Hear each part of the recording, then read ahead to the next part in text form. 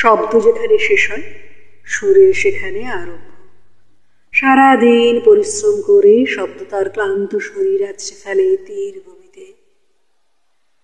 তার সামনে সমুদ্র, সেই সমুদ্রের নাম সুর, ধ্বনি, সঙ্গীত।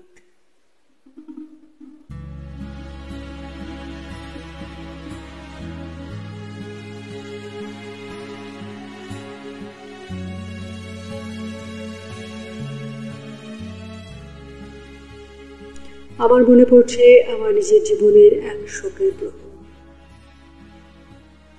15-16 দিন হলো মা চলে গেছে, কিন্তু কোনো অজ্ঞাত কারণে একবারও কান্না বেরিয়ে আসেনি।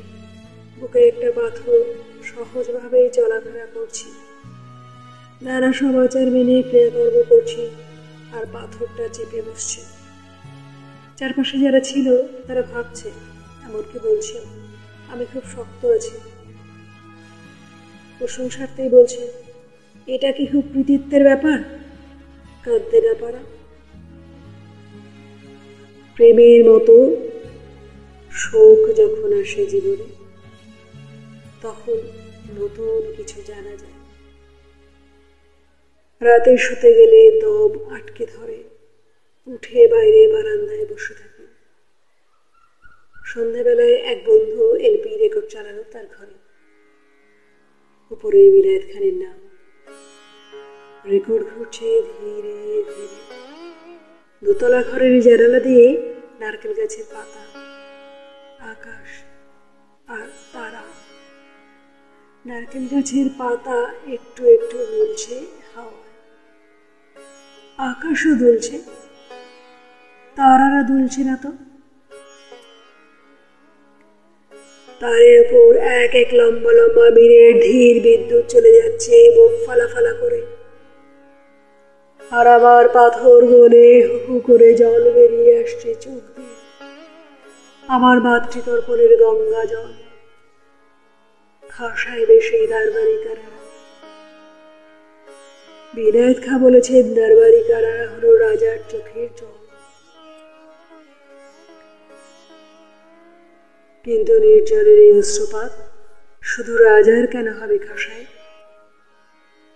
আমার মতো যারা সাধারণ, যারা সন্ন্যাসী নিরক্ষর, তাদের সবার গোপন চোখের জল পূর্ণ হয়ে ধরা আছে আপনার ওই দরবারি কারারা।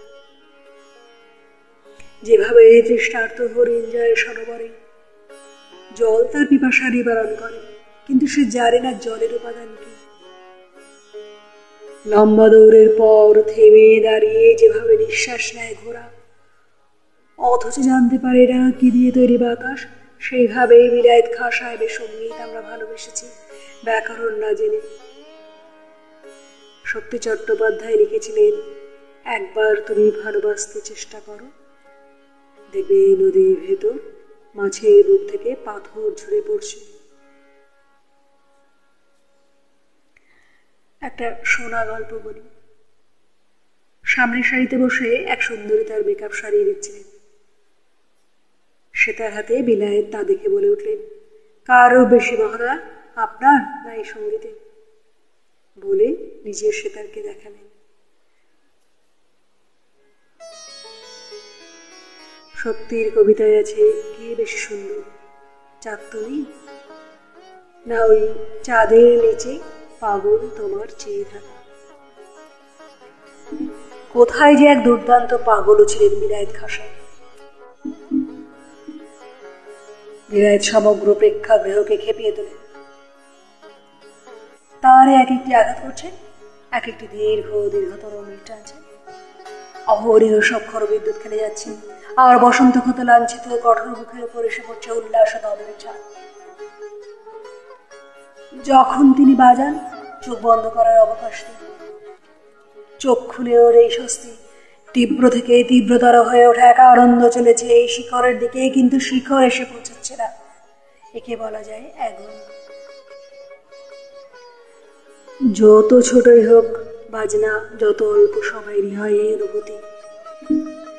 এই রসায়ন শ্রোতার ভিতর চলতে থাকে বলে এই বাজনাকে বলা যায় উন্মাদ, খেপিয়ে তোলা। সমস্ত মাধুর্য লুণ্ঠন করে এইখানে তার বাজনার আসল শাসন। বিলাইত চলে গেলে রইলাম আমরা যারা অগণিত শ্রোতা সাধারণ, আমরা যারা তীরভূমি থেকে একটু দূরে দাঁড়াবার সুযোগ পেয়ে দেখতে পেয়েছি সমুদ্রকে, তার বাজনা রয়ে গেল আমাদের প্রেম শোক দুঃখ যাপনের সঙ্গী হয়ে। রেকর্ডে ক্যাসেটে এই বাজনা শুনতে শুনতে মনে মনে আমরা কেউ হয়তো দেখতে পাবো বাদনরত বিলাইতকে। আলাপের মাঝখানে কয়েক মুহূর্ত থেমে সে তার হাতে তাকিয়ে আছেন কলা মন্দিরের পেছনের দেয়ালে। এক পলক আগেই স্বর্গ নেমেছিল তার সামনে, এখনই আবারও আসবে তাতে ভুল নেই। মাঝখানে আমাদের মনে পড়ে যাবে কে বেশি সুন্দর, চাঁদ তুমি না ওই চাঁদের দিকে পাগল তোমার চেয়ে থাকা? হ্যাঁ, চেয়ে থাকা। বিলাইতে সঙ্গীত শেষ পর্যন্ত একটি দৃষ্টি, অলৌকিক চোখ, যে চোখে চোখ রাখলে জীবনের সমস্ত দৈর্ঘ্য থেকে আমরা সৌন্দর্যের দিকে উঠে যেতে পারি।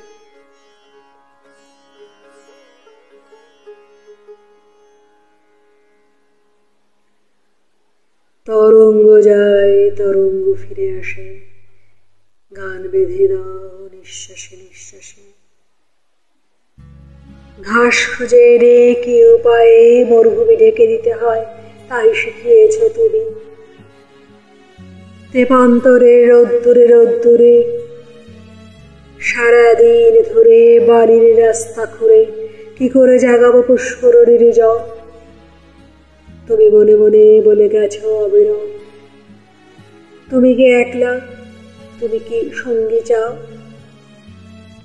তাই ভোরবেলা ঘুম থেকে ডেকে নাও, তাই মাঠে মাঠে এত কি গাছের দল দাঁড় করিয়েছ। পাখিদের সম্বল খড়কুটোগুলো ছড়িয়ে রেখেছ মাঠে, কুড়োতে কুড়োতে আমার তো বেলা কাটে। সন্ধ্যাবেলায় ফিরে এসে দেখি কেউ আমার খাতায় ঢেলে দিয়ে গেছে ঢেউ। ঢেউগুলি যায়, ঢেউগুলি ফিরে আসে, গান বেঁধে নি নিঃশ্বাসে নিঃশ্বাসে, গান বেঁধে নি নিঃশ্বাসে নিঃশ্বাসে।